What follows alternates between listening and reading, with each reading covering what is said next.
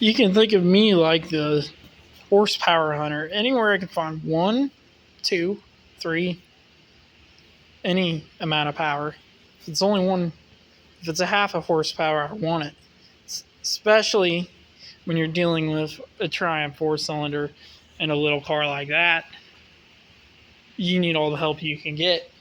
So this is a 1500, and these are valves out of a 1300, and we're going to do some back facing on the valves. I've already back faced them, a lot of them. I've already back faced all of them except that one. Here they are. This is what it looks like after. Let me find a good one here that looks pretty good. There we go. So it looks like after you back face a valve. What is back facing a valve? What are you doing when you back face a valve? Well, when you back face a valve, you're taking down a ridge, which is just, it's very slight, but it is something that restricts flow. So on a valve like this, right about here, I don't know why it's not focusing worth a shit, but right about here, right by the seat where my fingernail is, a lot of times there's a little ridge right there. All you're doing when you back face the valve is you're taking that ridge down a little bit to increase flow. That's it. You're just knocking that ridge off. How do you do that? Well, you drill press or a drill, Chuck. Take your drill, clamp it in a vise, zip tie the trigger, whatever. But if you do have a drill press or the drill clamped in a vise, the trigger is zip tied, and before you turn it on, you got to put your valve in there.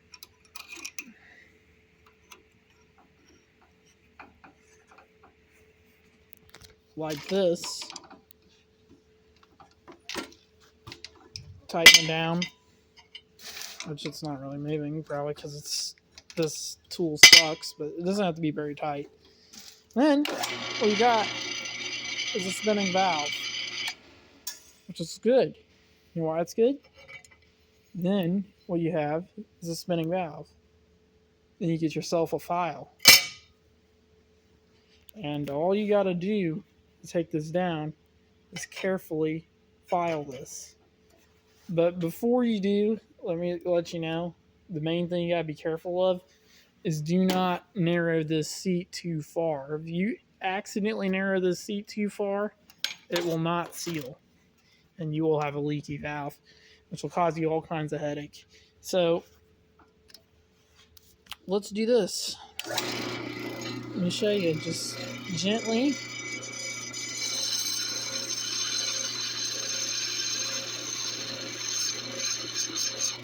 Do that a little bit.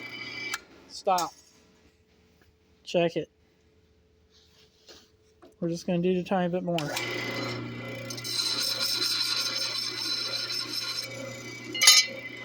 Stop. Check it. Okay, that's good. You don't really feel that ridge anymore. You're done. But make sure you stop and check it, because you go too far, like I said, you're screwed. You have to buy a new valve. If you're like me, you don't want to spend a buttload of money. You're trying to reuse the original valves.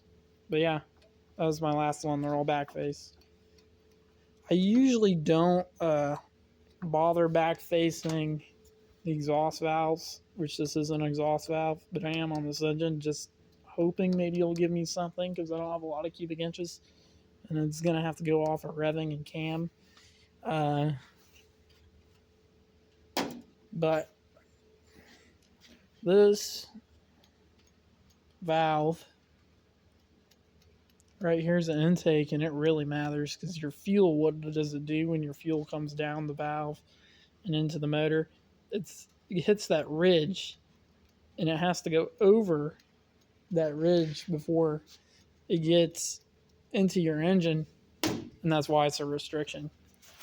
It's not a big deal really, but anywhere you can smooth something out like that to increase flow is good. Anything you do to increase flow. Also, you're going to want to take, if you really want to increase flow, you're going to want to detail a head. Detail your head. What is detailing a head? Well, you're going to take yourself a die grinder like this. I use a grinding wheel. A lot of guys use a burr bit. One thing I don't like about a burr bit is it goes way faster and it's really easy to take off too much material and get in the water jackets and stuff.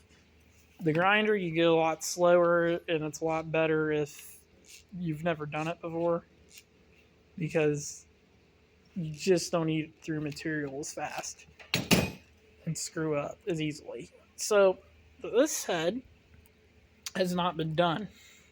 Therefore, you can feel in here, right here, there's a massive ridge right here. Like it goes in, and then I can feel a big ridge right here at the edge of the port, just in about, I don't know, not even really a centimeter, half a centimeter. And then same thing on every intake port. Now, you may not be able to completely get rid of that ridge, but you can definitely mill it down a little bit with this. You just be careful, go slow, and don't take off too much or you'll end up in a jacket. But you don't need to necessarily get rid of it. But if you can just smooth it out to where you don't feel it as much, that's power gains right there. And you can do the same thing in the bowl of the head. I have a 1300 head in here with the valves out. That's the valves they just back faced. In this box.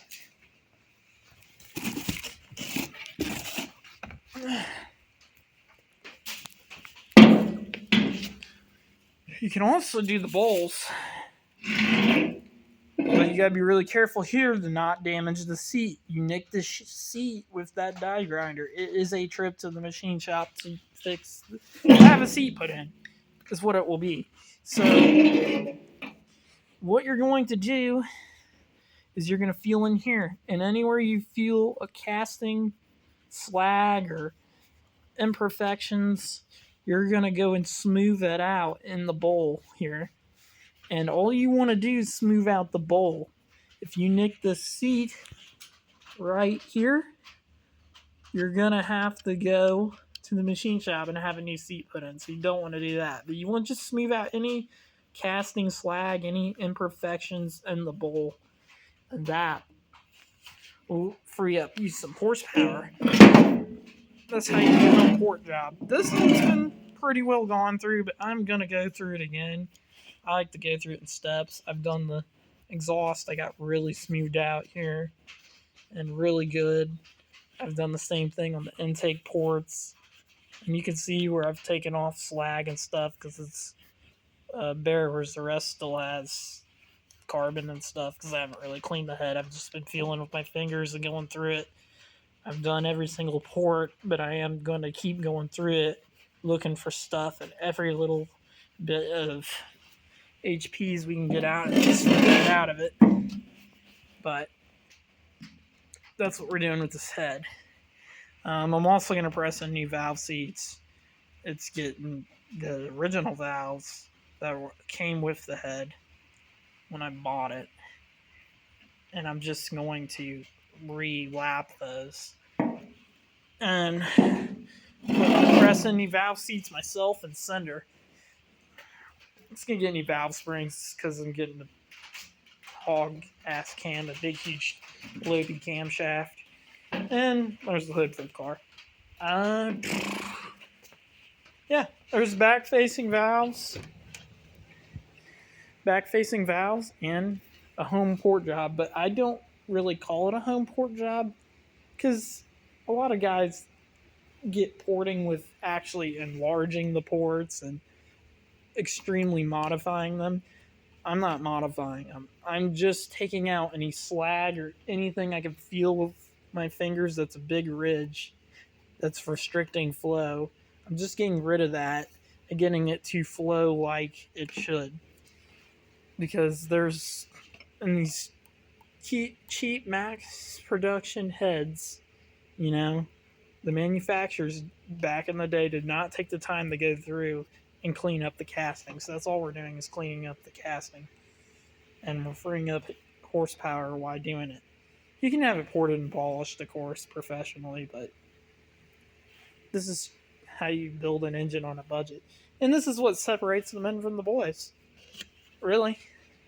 Anybody can go through this motor, put a cam in it, slap it back together with new gaskets and bearings. Anybody can do that, but doing this is what's going to make you more power than your neighbor. A bunch of little tiny things like that. So we're going to get a little bit of power out of the head. I'm going to get a cam. Putting flat top pistons in, getting rid of the dishes. This is a 77 model. And yeah, this 1500 is going to be a good runner. It's just going to be a street car with as much cam as I can get away with, so I can run it on the autocross and do pretty good. But autocross and street car is what we're going for. So yeah, it's going to be fun. I'm going to put a header on it, an exhaust system, and run around and have fun with it. Right now I'm in the process of restoring the chassis while I'm working on the motor, because I'll never have the motor out again to my knowledge unless something happens. So I'm going through and taping up every little thing I can find that's messed up, and then I'm going to put loom on all the wiring and straighten out the wiring and paint everything, and it's going to look way better when I'm done. Probably going to paint this engine not the factory gray, but maybe red or British Racing Green or something cool to have a little bit of fun with it. But yeah, there you go. There's back-facing valves and detailing heads for the home engine builder.